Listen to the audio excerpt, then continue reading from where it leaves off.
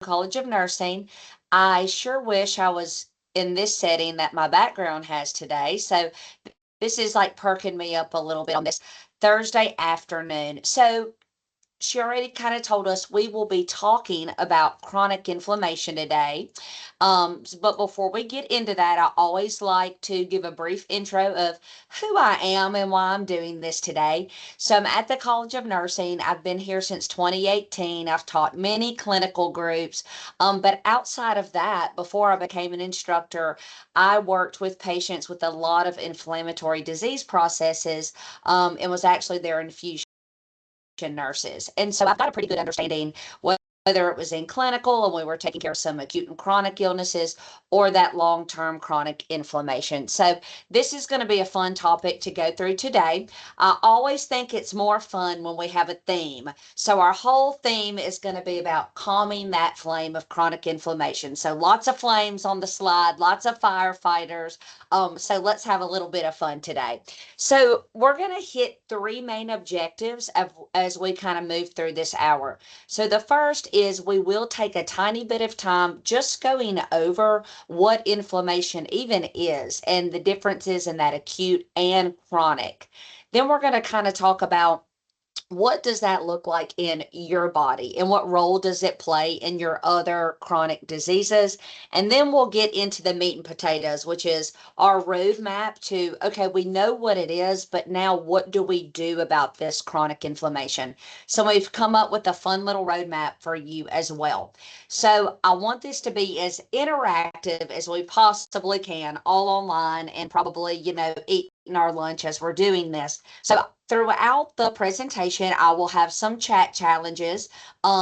Miranda will help me kind of look at those, but you are welcome to ask questions as I move through, respond to the chat challenge, and then just open discussion as we move toward the end.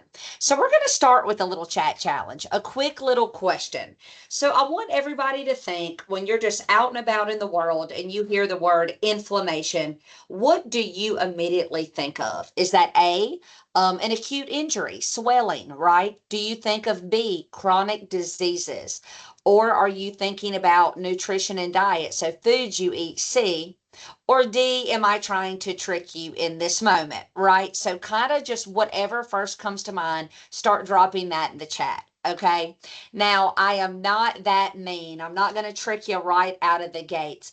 It is not a trick question, right? But it is all of the above. So inflammation looks differently based on if it's more acute or more chronic. So if you're walking off a curb and roll your ankle, that's that acute inflammation telling your body something's off. Your food, like Miranda already said, directly impacts that inflammation. And then our chronic diseases, think cardiovascular diseases, diabetes, all of those have inflammatory properties as well.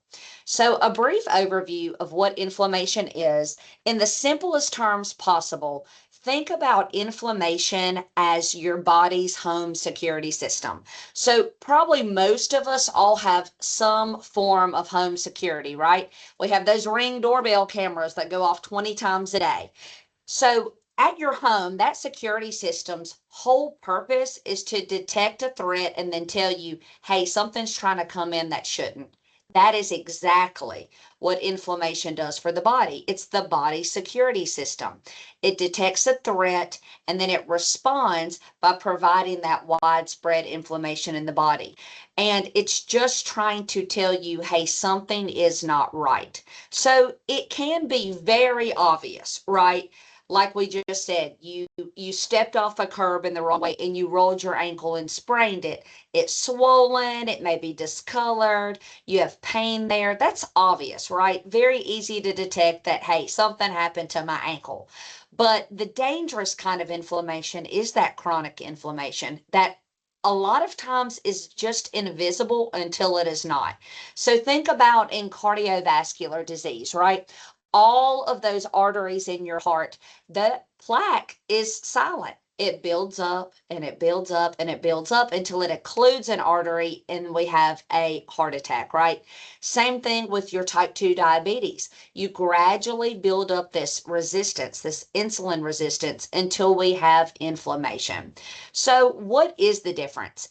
Acute inflammation. It is actually serving a pretty good purpose. It's fast, it's targeted, and it's going to resolve all on its own. Think you cut yourself, sprain something, a short-term infection like you catch the flu in October, get your flu shot, right? We'll have them all across campus. Or even if you do a workout and you get sore after, that's a good kind of inflammation. It's targeted, it's purposeful, and then it goes away. That's the key point. It goes away. Whereas chronic inflammation is a low grade, constant, and persistent. So it's very sneaky and silent until it is not. And the silent part is the deadly part because it is damaging tissues over time. Now, that chronic inflammation can be triggered and shaped by a lot of different things. You could have been exposed to an illness or a chemical in the workplace. It can be a chronic lack of sleep. You have been having long-term exposure to stress, excessive tobacco and alcohol use, and then this long period of just poor nutritional patterns, right? So I always like to tell patients and to teach students that you have these helpful alarms and then you have these stuck alarms, like the security at your house, right? That acute pain from a paper cut, a sprain, that's a helpful alarm, right? So think the seasonal flu, paper cut, acute inflammation. Then you have those stuck alarms that just keep going off and keep going off. Think about people that might be chronic smokers, right? That's 22 years of history with tobacco use, right? Think of uncontrolled high blood pressure for several years in a row. Those are your stuck alarms that turn into chronic inflammation. Now, why does any of that matter? Well, when you are dealing with chronic inflammation, oftentimes it is going to lead into these chronic diseases. And if you already kind of have these chronic diseases or even a family history, then this could add to other disease processes. Now, the bad thing about this slide is that all of these things can lead to decreased quality of life and death, and that is why it is so important. So, in all reality, chronic inflammation is like putting together pieces of a puzzle. You know, you may have these really weird, vague symptoms, and you go to the doctor and, you tell them, I am just so tired. I just don't ever have energy. I don't feel like getting out and moving my body, et cetera, right? So when you're looking at that in a silo, it doesn't really add up to much. But then when you start thinking about your other symptoms, like maybe you're having some aches and pains, even stiffness in joints and muscles, right? You may start seeing you have changes to your sleep patterns. You may be so tired you want to sleep all of the time, or you may have some insomnia and not be able to sleep well at all. Digestive changes is also a really obvious one. So think about abdominal bloating, continued diarrhea, maybe constipation, but changes in your digestive tract. And then another one is mood changes. So being super irritated all the time, maybe very emotional, all of those things in a silo don't really paint a picture. But when you start adding the pieces of the puzzle together, it's kind of telling you there's some inflammation going on in the body, right? Now, we all are chronically on social media, right? It's one of all of our weaknesses. And what we like to do is hear these influencers or different people post and think, oh my gosh, I've got inflammation because this online symptom checklist told me I did, right? And this girl took these supplements and all her problems went away. So I really want to advise you against taking this unsolicited advice online, right? Because testing for chronic inflammation and really pinpointing, is that related to a disease? Is that related to my nutrition or lifestyle? It takes a while to get there, right? And you always want to loop in a trusted provider with that. So let's all try not to self-diagnose ourselves as we go through this slide today, even though that is easy to do, okay? So we've talked about what inflammation is.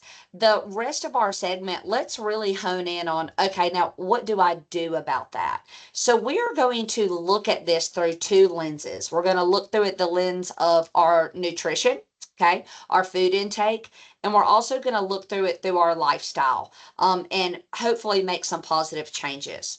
So to help us kind of remember this, we've created you a practical roadmap, and we've made a fun little acronym for you today. So it is called Calm the Flame. And these are things that you can do right now, free of charge, to kind of help lower that inflammation in your body. So when we're looking at the word calm, I want you to think that is always going to be related to my nutrition and my food pattern. So I've got you a little nutrition, sticker there. So I will break these down as we move through, but I want you to focus on choosing those good whole foods, adding plants and fiber, leaning into healthy fats, and minimizing those ultra processed patterns, okay? Then we're going to move into our FLAME acronym, and this is all about our lifestyle. Easy modifications that we can do. So that's going to be finding movement that we enjoy. She's already shared some really good resources. I've written those down because those sound really nice. Logging enough quality sleep hours, addressing those reoccurring stressors in our life, using alcohol and tobacco very mindfully, and then engaging your healthcare team.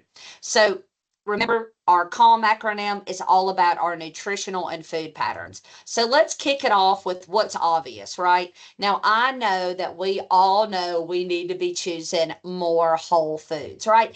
That's easier said than done. We know we should be eating fruit and veggies and beans and whole grains and all of those things. But how often are we actually doing it? For myself, I find myself in busy seasons not going to Whole Foods as much, and my body can feel it. So think about it like this when you're in the grocery store. Most of us have probably heard this trick, but when you go to the grocery store, try to stay on that outside perimeter first. Fill your buggy with that outside perimeter of foods, because that is primarily where your good whole foods will be. Those middle aisles will be mostly your processed foods, okay? So I like to do a full loop around the outside of the store, try to get everything I need, and then only go into those middle aisles for my last minute options. And I also try not to go to the grocery store hungry, because we all know that never turns out well for ourselves or our wallets. Am I right? Okay, so this is a fun little app that I use all the time. So one of our nurse practitioners here at the College of Nursing uses this in her clinic, and she focuses primarily on nutrition and lifestyle changes. It's called Yuka, Yuka. Make sure you put the exclamation mark in there. And basically, it gives you a grade of your food. So you can scan any food's barcode. And what I like about it is it gives me a grade from 0 to 100. In my mind, that's really easy for me to quickly do in a grocery store and know that a 7 is bad and a 96 is great, right? So it gives you this score based on the nutritional qualities and additives in the food. So you can kind of see that it breaks it down here, and it gives you that quick red, yellow, or green mark. Also super helpful when you're in a rush, right? Now, if you scan something that has a poor score, like your goldfish here, it's going to give you a healthier alternative to that option. So I always find that helpful as well. Okay, so that is our C in our CALM framework. Let's move into our A. So here we want to add plants and fiber. Yes, that kind of goes hand in hand with choosing whole foods, right? But I really want to specifically touch on this because these two things really do a great job at reducing inflammation. So the first thing it does is these two together. It feeds the good bacteria in your gut, right? And when you're feeding that good bacteria in your gut, you're producing producing good substances that help to reduce inflammation. Okay. Think about those short chain little fatty acids, and that's your good stuff. It is your healthy gut bacteria. The other thing that it does is it helps keep that blood sugar steady. Nothing makes you feel like you're crashing out worse than the blood sugar spiking and dropping and spiking and dropping, right? That's normally when we're not making good food choices, why about 2:30 or 3 o'clock in the afternoon, all of us are like, I'm done. I need to crash or take a nap. And that is why, because your blood sugar is spiking and falling. The next thing is it does is it gives you all those good antioxidants, right? And at the cellular level, it's beefing those up and helping protect them from damage. It's going to help with that regular digestion. We know fiber is great for that, right? Helps keep you regular and remove the body's waste. And when we're choosing those whole foods, we're adding in plants and fiber, we're replacing some of our highly processed foods, right? So that's a twofold approach. So when you're thinking about plants and fiber in your diet, think about it as, okay, these plants are feeding and protecting my body, and this fiber is going to feed the helpful bacteria that's going to help my inflammation lower. Okay, so let's practice this week, right? Do not try to overhaul your entire meal plan in one sitting. I think the biggest mistake any of us make to stay in positive routines is that we go from 0 to 100 in 2 seconds, and it's not sustainable, right? So this week, think about breakfast, right? Breakfast starts with a B, so does berries and bananas. So try this week to add in one berry of your choice, blueberries, strawberries, whatever, or a banana to your breakfast. That's one small positive change, right? At lunch, if you are eating a sandwich and a bag of chips every day, just change one thing. Maybe add in the vegetables on top of that, or replace the chips with a veggie. Okay. Dinner. We are all getting ready for crock pot season, aren't we, ladies and gentlemen? I can't wait. The weather needs to hurry up and get on with it. But when it does, dinner time will make it even easier to start mixing beans into whatever you're making, right? That could be soups, that could be chilies, that even could be tacos. I know that all of us are super busy and, we're on the go and going to practice after work. So we eat a lot of sandwiches, right? So one other really easy swap is to go for whole grain. I personally really, really like the Aldi brands and the Walmart brands. And a good little trick is just flipping these around and looking on the back of the ingredients, right? And if you can pronounce every ingredient in the bread, it's a good to go. Okay. If you flip that bread over and you're like, yeah, I could never pronounce this, put it back on the shelf. That has got a lot of additives in it. And then for snacks, instead of recreating the wheel, just add a fruit or maybe a little pack of nuts or your crunchy veggies right here, right? So we're not reinventing the wheel. And if this looks intimidating to you, just choose one and try it out this week, okay? So let's do a little chat challenge, but I do want to tell you this is a judgment-free zone, right? So when I'm thinking about my diet, my whole foods, my fruits, my veggies, I like to think, how many different colors have I eaten today? Because we know that foods that are good for us are in a variety of colors. So go ahead and drop in the chat how many different colors of plants or veggies or fruit you have eaten today. And let's just get some good judgment-free support here, okay? All right, now the next thing that we're going to lean into is our L in our CALM framework. So this is leaning into those healthy fats. Now I have a ton of stuff on this slide and I get real like nurse educator here. So forgive me for that. But I always like to teach my students the difference between your healthy fats and your not so healthy fats, because we hear the word fat and we immediately don't want to have anything to do with it, right? But our healthy fats are so good for our body. So the healthy fat is talking about that unsaturated fat, okay? those fats, your heart loves them. It is so good for your heart health. And especially when you're replacing your unsaturated fats with the saturated or the trans, okay? So even at the molecular level, you can see how different your healthy fat looks from your unhealthy fat. So think about that as it's broken down into your body and stored, right? That's just a really good picture to go, yeah, there's a lot to that there. So with your unsaturated fats, I want you to think about choosing those more often compared to these on the right side of the screen. So those unsaturated fats are usually going to liquefy at room temperature, okay? They are going to help lower your LDL, right? That is your quote unquote bad cholesterol. So I always like to teach it with LDL, that stands for less healthy cholesterol, okay? So your unsaturated fats are broken down into your monounsaturated and your polys. So think about cooking with your olive oils, right? Slicing up an avocado with dinner, many nuts, which are also super easy to pack and go throughout your day. And then your salmons, your tunas, walnuts, flaxseed, chia seeds, easy to mix into anything. Those are all really good choices. And then your omega-3 fatty acids. So we want to be choosing this more of the time. Now let's flip the script a little bit and look at your saturated fats, right? So your saturated fats, let's limit them rather than go, oh, I'm just not eating any bad fat. Usually when we totally eliminate something or even tell ourselves we can't have that donut or we can't have, whatever it is, we tend to do what? Spiral and then overeat. So your saturated fats start with the S, and so does solid at room temperature. So think about these fats are usually solid at room temperature. So if you think about it, if you left out a quarter pounder burger from McDonald's, you could probably leave it out on a table for weeks and months and years, and it looks exactly the same when you come back to it, right? That is just telling us there's a lot of unhealthy processed stuff within that, okay? So those are things we want to avoid. When we overeat these saturated fats, it's going to actually raise that bad cholesterol, that less healthy cholesterol, right?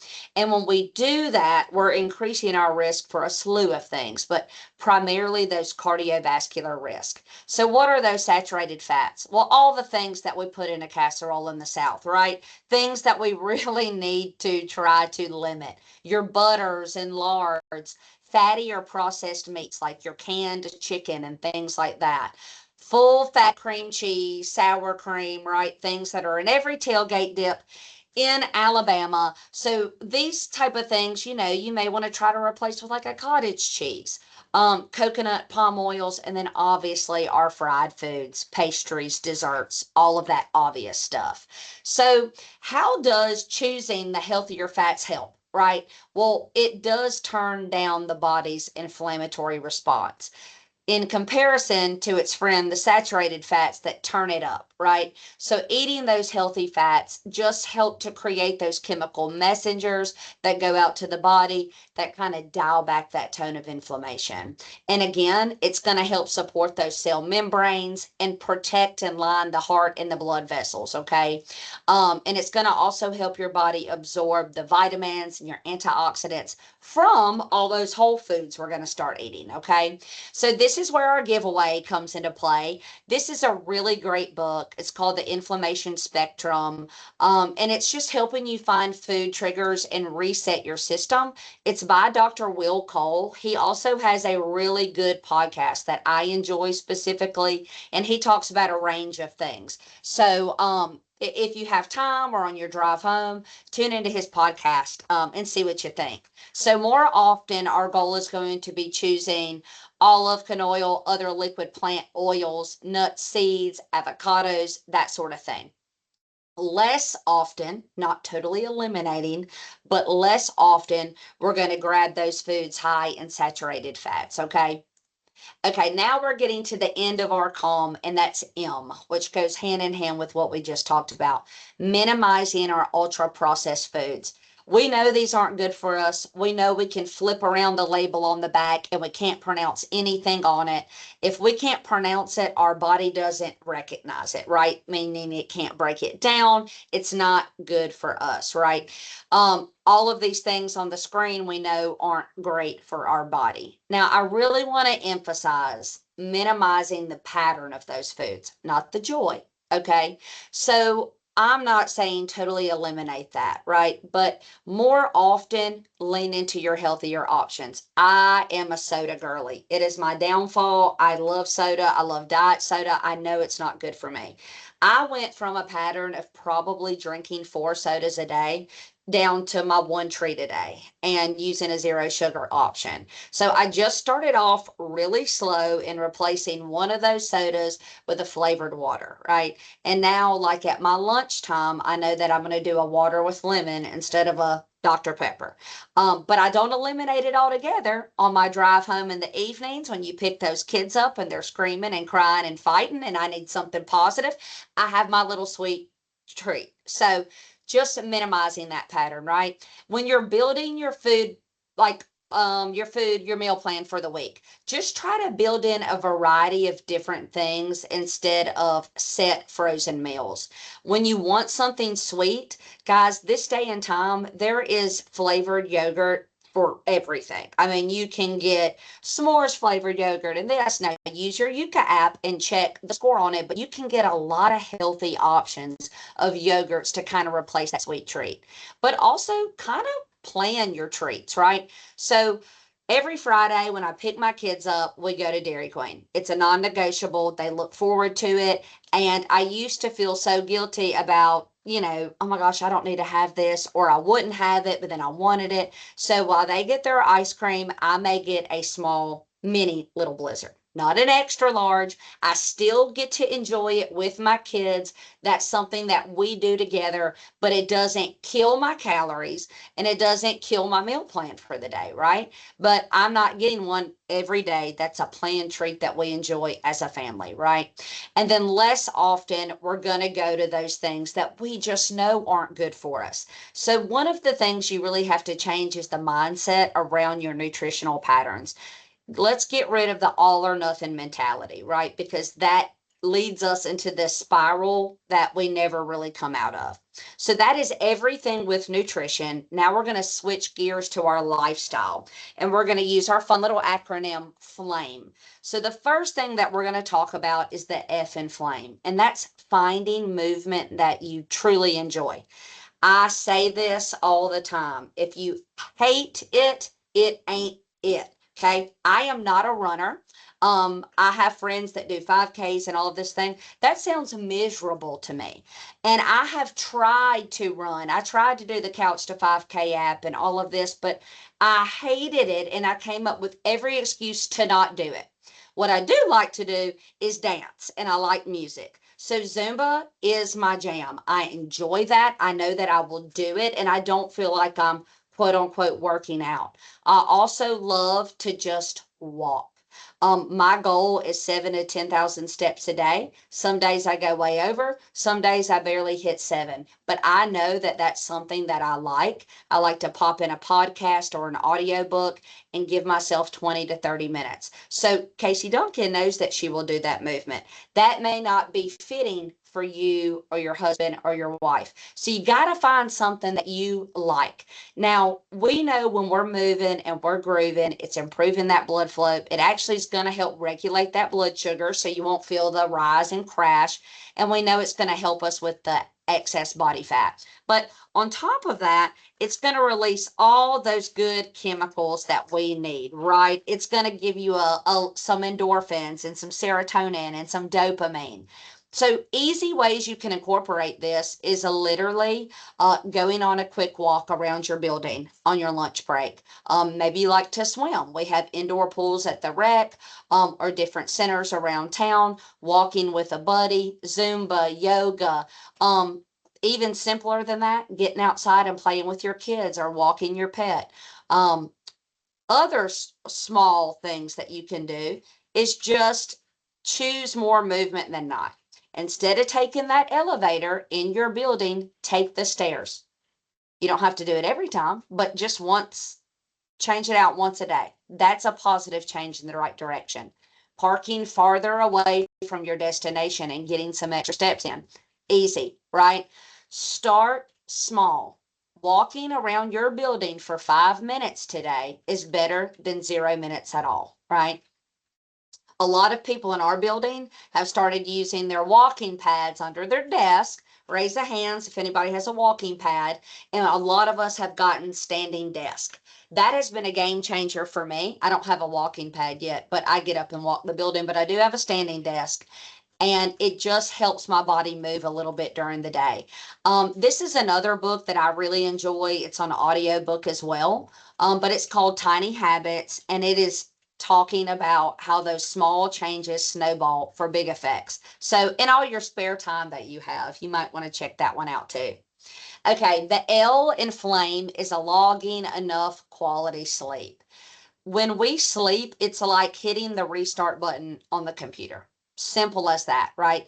It is updating and supporting our immune system, our metabolic health, emotional health, right? You ever been in such a bad mood and you took a nap and you woke up and you're like, huh, the sky really isn't falling. That's not just coincidence. It is your body's system resetting. So what is the magic number? So the magic number for adults should be around 7 to 9 hours. But let me stress that everybody is very different. My husband, for example, he's a firefighter. He does not require a lot of sleep at all. He can get 6 hours in and be fine. That is not okay for my body. I have to hit at least 8 hours to be a functioning adult in the world. But everybody is going to be a little bit different. So if you just kind of watch your patterns, kind of log for a week how much sleep you got the night before and then how you felt, you'll eventually hit your sweet spot.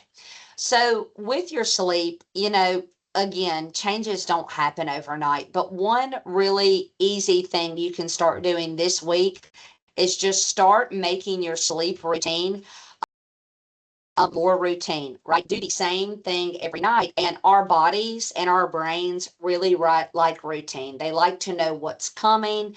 And if you do that, your body kind of falls suit, right? I know not everybody's a shower or bath taker at night. Some people like to do it in the morning, but if you do it at night, that's good. Kind of relaxing. It helps that body temperature raise and then drop to help you go to sleep. Doing some sort of calming activity. And a calming activity is not scrolling Facebook and, getting into an argument with somebody online, or that is not helpful for any of us, right? So try to avoid social medias at night and do something that you enjoy. That may be reading, it may be talking with your family or friends, it may be hanging out with your pet, doing diamond art, I don't know. Whatever it is for you that helps your body just kind of reset. Start turning those lights down so your body starts to signal, okay, it's time for me to rest, right? So that's everything related to sleep. Let's move into A, which is addressing stressors. Now, here's the thing. We can't eliminate stress from our life. We all know that, right? There are going to be things that are difficult that cause us to be under stress. That is not a personal failure on your behalf, right? Stress is going to happen. The key here is how we react to the stress. It is very, very possible to rewire your brain and your reactions about your stress level. So there's going to be things like a snarky email sent to you that just gets you fired up in that minute, right? You can't control somebody sent that to you, but you can control getting up and going on a 10-minute walk before you respond to it. That is doable. But there will be things in your life that we all need to evaluate that are reoccurring stressors that continue to put stress on you again and again. So, I always tell students, do a stress audit of your life. Is there a certain person or a situation, etc., that continues to bring you down? If so, that should be addressed in a healthy way, right? So there's not going to be this magic cure for stress, but we can have tools in our toolkit. So everything on this slide it's not this immediate fix to stress. And nobody wants to do any of these things, right? It's not flashy. It's not super complicated. It's not just an answer. But that's the fact that stress doesn't just go away. And it's the simplest things that really help bring our body back to a positive state. So, breathing. When I tell students this, they're like, oh, is there anything else I can do? And I'm like, it really works. It really works. So, an easy way that I kind of focus on breathing as I tell students to do that box breathing technique. So if you kind of imagine a square, right? I just kind of move my finger and I do an inhale across the top. When I go down the side, I exhale, go across the bottom. You inhale again, go up, exhale. Do it for 1 minute. 1 minute. Even check your heart rate while you do it. It works, right? A brief walk. Sometimes we just need to get up and go, like I say, touch the grass, right? See some sunshine, take a deep breath, get fresh air. That is always also a good reset. Get outside, no music, no talking, just be for a minute or two, right? Prayer or mindfulness, if that is something that you feel comfortable with, is also a good way to kind of bring us back to the present moment. And then music or laughter. So I am a big Taylor Swift girly. I've loved her for quite some time. And I know that if I have a bad day, that's the playlist that I'm going to, right? And it just kind of helps me be for a minute. Now, I always talk about this connecting with somebody safe. And I always explain it like lamps versus vacuums. Okay. So your vacuums, and everybody stop and think about somebody in your life that may be a vacuum cleaner.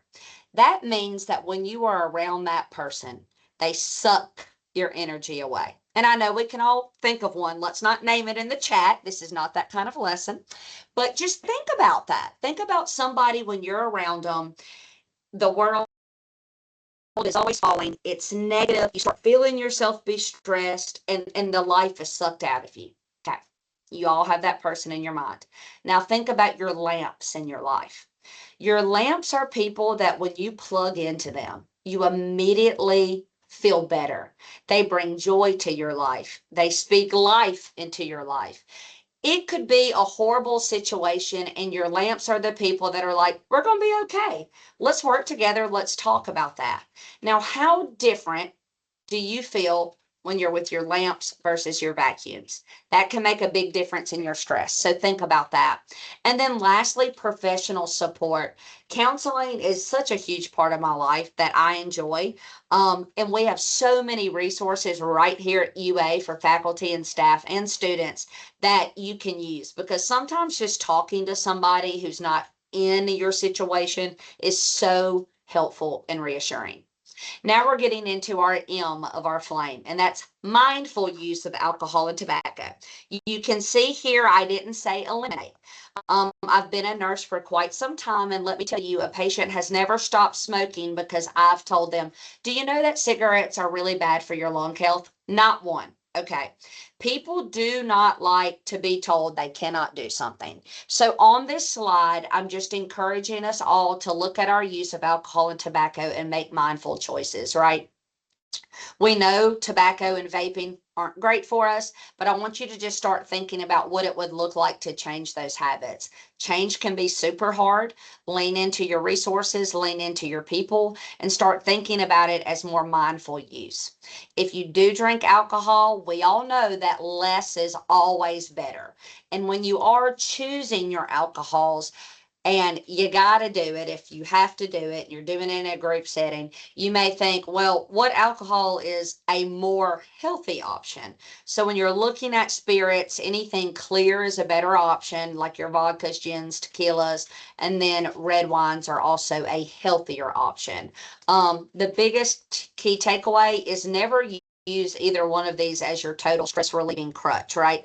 A lot of times that's our kind of our first instinct to quote unquote unwind, but it actually disrupts our sleeping. And when the good feeling wears off, all of those stressors just resurface. So mindful use is always great. Then lastly is our E, and that's engaging your healthcare team. Keeping preventive preventative visits is just a non-negotiable. We should all be seeing a trusted healthcare provider twice a year, getting blood work at that time, getting referrals if needed, but that just kind of keeps us at a baseline health. You also want to do the things that are quick, easy, and free. Wellbama screenings, right? Who has signed up for their Wellbama screenings? We're going to have a lot of those this fall. It is so good to go to those and just see, hey, what's my normal blood pressure range, right? I know for myself that when I get my blood pressure checked, every time the nurse goes, is 90 low for you, or is that, your normal? I know that my systolic range is from 90 to about 112.